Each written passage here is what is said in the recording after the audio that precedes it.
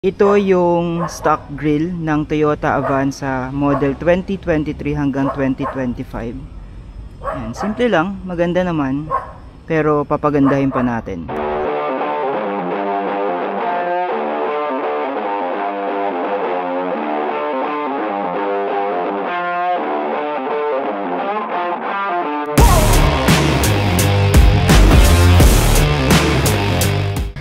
Ito yung honeycomb front grill ng Avanza na ikakabit natin dito. Napakaangas. Plug and play lang to mga bossing. Ididikit lang natin gamit ang kasama ng adhesive tape at cable tie. Tara, kabit natin. Importante bago natin ikabit yung honeycomb front grill, malinis yung pagkakabitan. Dapat dust free. Punasan nyo muna. Dahil kung hindi didikit yung adhesive. I-peel off muna natin yung cover ng adhesive. Sobrang kapit ng adhesive na to. Yan.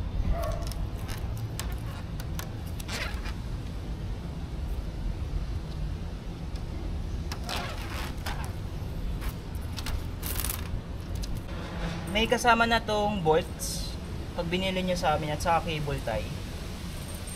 I-align na natin. Plug and play lang mga bossy.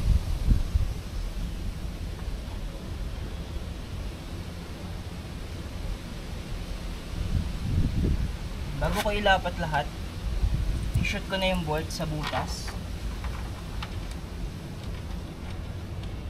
para naka-align. Okay, sa kabilang side. Yan. Then saka natin idikit yung pinaka-grill para dumikit yung adhesive.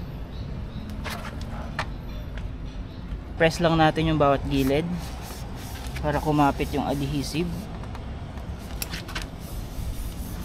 Paikot. Iko, dulas pa ako. Ayan. Okay. Dali lang ikabit. Pati dito kasi may pandikit yan.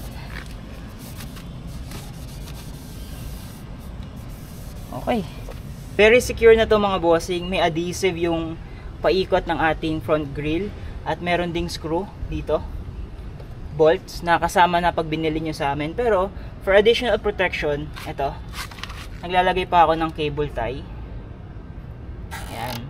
Baka mag-comment, ay ang pangit may cable tie. Hindi naman po makikita yan mga bossing, dahil dito nakalagay yung plate number. Ayan. Kasama na rin yan kapag binili nyo sa store namin. Merong 2 bolts, merong 3 cable tie. Ganyan lang.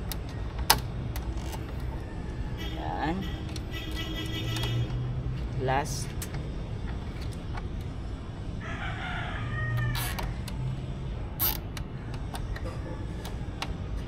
Yan.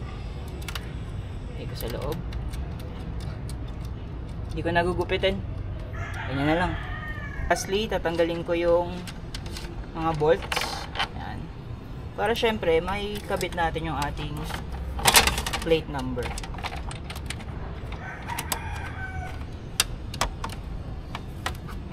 Kabila.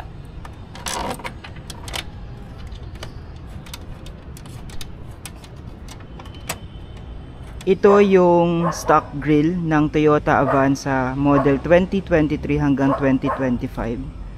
Yan, simple lang, maganda naman, pero papagandahin pa natin.